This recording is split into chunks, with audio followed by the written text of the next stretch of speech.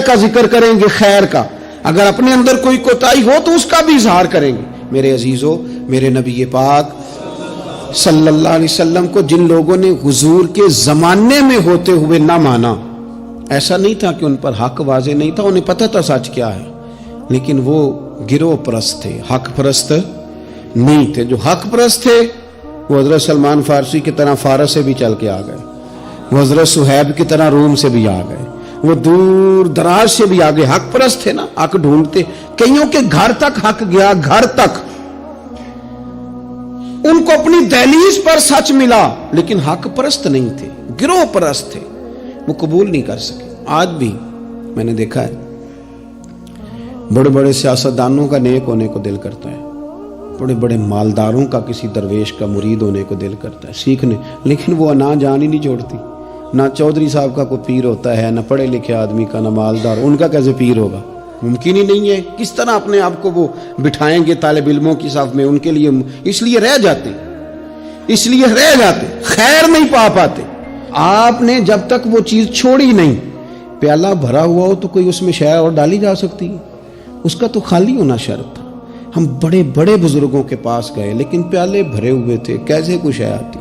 کاش پیالے ایک تو خالی کرتے پھر سیدھے بھی کرتے، تو پھر تو میرے بھائی کوئی طالب علم بھی گزرے تو وہ خیر کی بات بتائی جاتا ہے، پھر تو کوئی سفید داڑھی والا بزرگ گزر جائے تو اس سے بھی کوئی اچھی بات ملی جاتی ہے، گرچہ انگوٹھا چھاپ ہی ہو، لیکن شرط یہ ہے کہ پیالہ خالی ہو۔ لیکن یہاں تو لوگوں کا سٹیٹس ہی اور طرح کا، انداز ہی اور طرح کا، آمدام برسر مطلب۔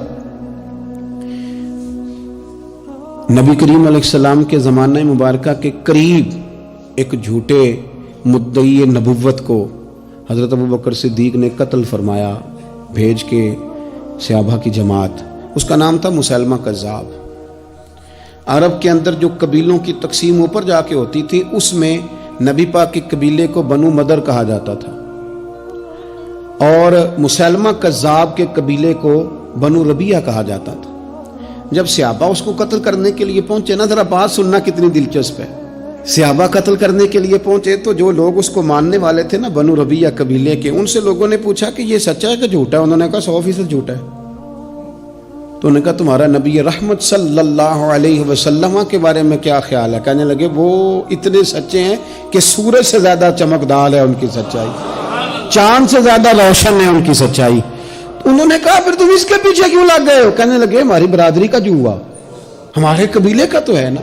وہ خدا کے بندو، اتنی ظالمانہ سوچیں، اتنی ظالمانہ کہ چونکہ ہمارے قبیلے کا ہے، اچھا اس کا نام ہی کذاب ہے، مسیلمہ کذاب، اور کذاب کہہ کہ اس کے پیچھے لگے ہوئے ہیں صرف اس لیے کہ ہماری برادری کا تو ہے نا۔ اور یوں تو سید بھی ہو، مرزا بھی ہو، افغان بھی ہو، اور تم سبھی کچھ ہو، بتاؤ کہ مسلمان بھی ہو، اور تم سبھی کچھ ہو، پہلے بتاؤ کہ اپنی ملت پر قیاس اقوام میں مغرب سے نہ کر۔ اے کلندر لاہوری تیری قبر پہ رحمتیں ہوں۔ کہاں بیٹھ کے بات کرتا ہے، کہاں سوچتا ہے، کیا انداز اختیار کرتا ہے۔ کہنے لگے تو اپنی ملت پر قیاس اقوام میں مغرب سے نہ کر، تیرے قلم کے حسن پہ قربان جاؤں۔ کہنے لگی خاص ہے ترکیب میں قوم رسول ہاشمی۔ او مسلمان تو دیکھ، تیرا مقام یہ ہے کہ تو رسول ہاشمی کی قوم ہے، تو رسول ہاشمی کی قوم ہے۔ تو کہتا میں جاٹ ہوں، میں باٹ ہوں، میں ارائی ہوں، میں فلاں، اور تو رسول ہاشمی کی قوم ہے۔ اور خاص ہے ترکیب میں قوم رسول ہاشمی، قوم رسول بولنا بولنا قوم رسول ہاشمی، یہ قوم رسول رسول ہاشمی کی قوم بنو، رسول اللہ کی قوم بنو۔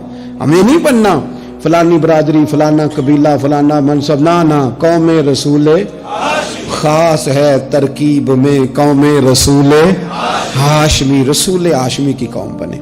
آپ کو دیکھ کے لوگ پوچھے یہ کون ہے؟ کہ مصطفیٰ والے۔ یہ کون ہے؟ رسول خدا والے۔ یہ کون ہے؟ یہ کہتے ہیں غلام ہے، غلام ہے رسول کے غلام۔ یہ کون ہے؟ یہ نبی پاک والے، یہ حضور والے ہیں۔ ایک کی تقسیم ہو گئی تھی پورے مکے میں، ایک کی تقسیم تھی، مدینے میں ایک کی تقسیم تھی، عرب میں ایک کی تقسیم۔ وہ بلال ہے، یہ کون ہے؟ یہ رسول والا ہے۔ وہ مولا علی شیر خدا یہ کون ہے؟ یہ رسول والے. وہ جعفر طیار ہیں، یہ کون ہے؟ رسول والے. صدیق اکبر رسول والے، عثمان غنی رسول والے، فاروق اعظم رسول والے، طلحہ زبیر رسول والے. مجھے بتاؤ نا، جب بدر کی جنگ ہو رہی تھی تو تقسیم کیا تھی؟ قبیلوں کی تقسیم تھی، برادریوں کی تقسیم تھی، ملکوں کی لڑائی تھی، ایک کی لڑائی تھی. ادھر ہے کفر والے، ادھر ہے رسول والے. تو آج اپنی یہ پہچان بنا لو، آج یہ پہچان بنا لو. اعلیٰ حضرت فاضل بریلوی کہتے ہیں میں تو نبی پاک والا ہو کے مرنا چاہتا ہوں. لحد میں عشق رخ شاہ کا داغ لے کے چلے. میں نے یہاں نہ ایک دل پہ داغ لگایا ہے نبی پاک کی محبت. حضور کیوں لگایا؟ فرماتے ہیں میں نے سنا تھا کہ قبر اندھیری ہے تو یہ داغ لگا لیا ہے، وہاں جاؤں گا تو یہ چراغ بن جائے گا. لحد میں عشق رخ شاہ کا داغ لے کے چلے. اندھیری رات سنی تھی، چراغ لے کے چلے.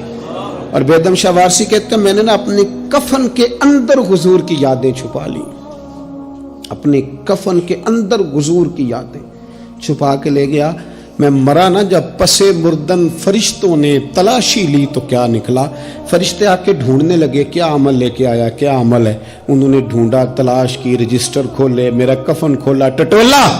کہتے پسے مردن یعنی بعد مرنے کے، پسے مردن فرشتوں نے جو تلاشی لی تو کیا نکلا؟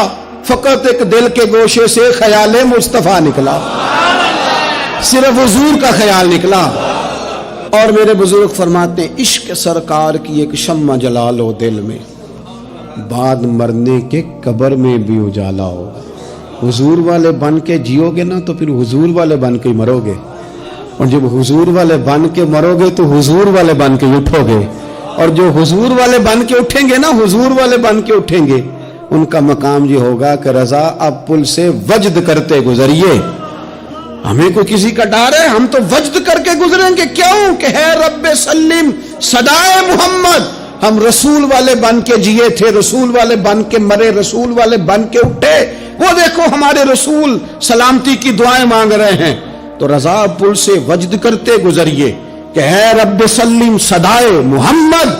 کیونکہ خدا کی رضا چاہتے ہیں، دو عالم خدا چاہتا ہے رضائے محمد صلی اللہ علیہ.